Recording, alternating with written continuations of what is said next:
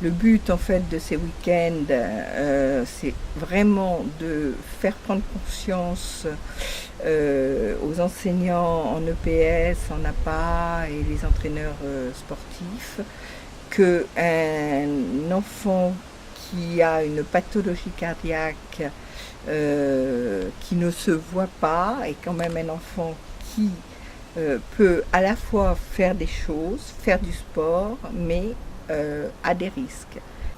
On a monté ces programmes de week-end d'initiation au sport pour les enfants qui ont un syndrome du côté long congénital et d'autres pathologies qui en fait peuvent s'accompagner de malaises graves quand ils font des efforts qui ne sont pas encadrés.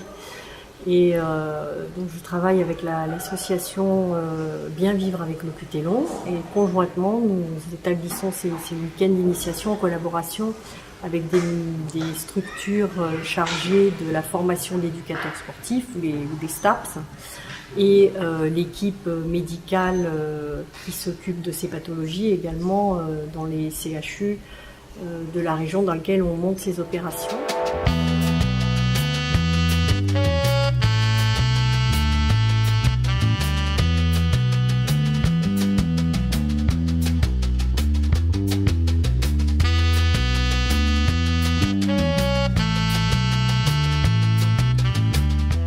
On intègre aussi des temps de parole avec les parents, les enfants. Cette année, on a fait venir une psychologue parce que c'est vrai que ça a beaucoup manqué l'année dernière. J'ai fait tous mes stages d'études au centre de réadaptation Léopold Bellan. Et donc j'ai rencontré Eric Paré là-bas et Stéphanie Paré qui m'ont proposé de participer aujourd'hui. Et moi Jessica, je fais partie de ma promo et elle m'a proposé de participer parce que je suis très intéressée par les maladies cardiaques. J'ai effectué mes stages dans des centres de réadaptation cardiaque en fait. Donc on a organisé des groupes de parole pour un peu parler. Que chacun puisse en fait exprimer vraiment son ressenti, son vécu par rapport à la maladie. Oui, parce que c'est important de pouvoir partager les expériences et pouvoir vraiment prendre le meilleur de chaque histoire. Parce que chaque personne vit les choses différemment, que ce soit au sein même d'une famille, ou même une même expérience peut être vécue différemment d'une personne à une autre. Donc voilà, faire partager son expérience, son vécu, c'est très enrichissant. Et voilà, je dirais que la journée était très enrichissante. Ouais.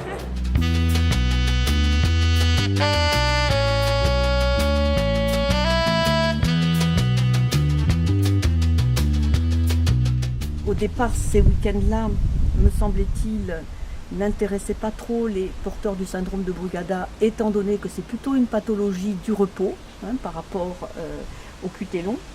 Mais non, je me suis bien trompée. Je m'aperçois que le fait justement d'être tous réunis, c'est-à-dire les familles, les patients, le personnel médical, les étudiants en APA ou en EPS, voilà, les professionnels, on a beaucoup à s'apporter mutuellement. Ça, moi, c'est la grande découverte de ce week-end. Au cours de ce week-end, les enfants et les parents ont pratiqué des activités physiques dans des conditions sécuritaires. C'est justement l'intérêt de ces week-ends sportifs de faire prendre conscience qu'il est possible de réaliser des activités physiques chez soi, avec des amis, en vacances, qu'il ne faut pas énormément de sécurité pour réaliser de l'exercice. Et qu'il est important aussi de réaliser de l'exercice, notamment pour la santé, pour le développement de l'enfant, pour l'épanouissement, pour l'estime de soi, etc.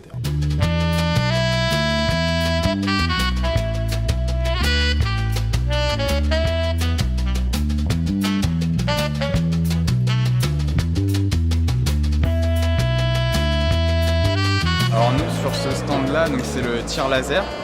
Donc on les initie d'abord, on leur donne des conseils sur comment positionner la carabine, comment bien mettre les épaules en avant, tout ça, avec l'œil directeur.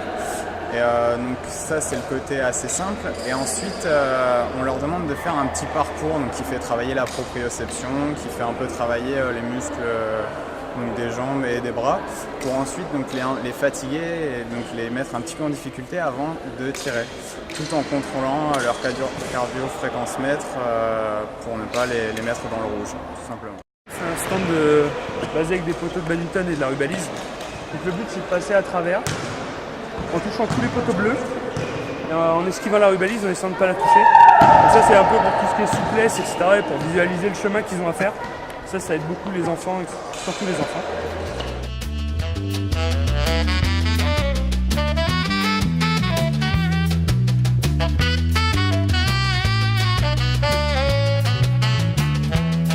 Un message fort qui est passé, moi qui m'a beaucoup touchée, c'est les gestes qui sauvent.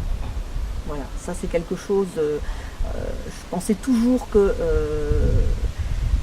si je me trouve un jour confrontée à quelqu'un en train de faire un arrêt cardio-respiratoire, moi il me semblait que c'était très compliqué, qu'il fallait insuffler la personne, qu'il fallait plein de gestes à faire, alors que le message actuel il est hyper simple, c'est une vie égale 3 gestes. Ah ouais. Première chose à faire, le 15. Alors si vous êtes plusieurs, vous déchargez, vous dites allez appeler le 15. Le 15 avec l'adresse, pour savoir où on est. Et tout de suite on donne au 15 avec l'adresse. Ça c'est la première chose à faire. Et la deuxième, en effet, on va aller au massage cardiaque.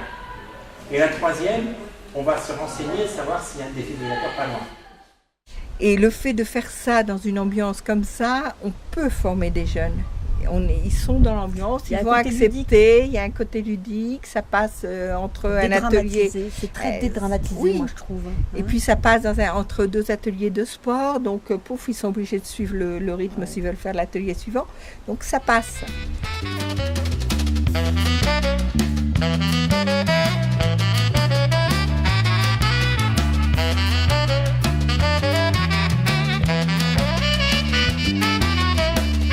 J'ai trouvé cette journée très intéressante parce que ça nous permet de nous rassurer sur l'évolution des pratiques qui sont permises par rapport à la maladie du QT long. Donc c'est des QT long type 1. Au départ, il était impossible de faire quoi que ce soit des activités sportives. Avec le temps, ceci a considérablement évolué, surtout depuis 2-3 ans. Nous sommes déjà allés en stage l'année dernière, nous revenons cette année parce que Lison en plus est demandeuse et Amy, je peux la laisser s'exprimer à ce sujet-là. Je suis très contente de cette journée. J'aime bien danser vu que j'ai adoré la Zumba. Et j'ai voulu aller ce week-end parce que j'ai le QT long et puis ça me rassure de voir que d'autres personnes l'ont. Et puis c'est rare. Et ici on apprend plus de choses sur notre maladie.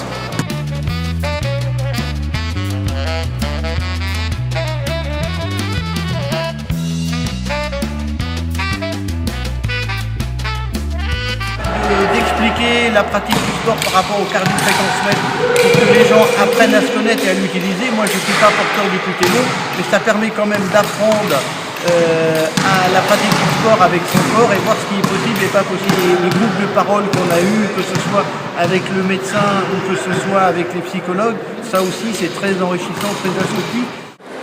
Ce qui est super dans cette journée, c'est qu'on a découvert des sports qu'on ne connaissait pas forcément, que je n'avais pas pratiqué, notamment la Zumba, que j'ai bien apprécié. Et surtout, c'est super de voir que des étudiants, des futurs profs se sentent concernés par toutes ces pathologies. Bravo.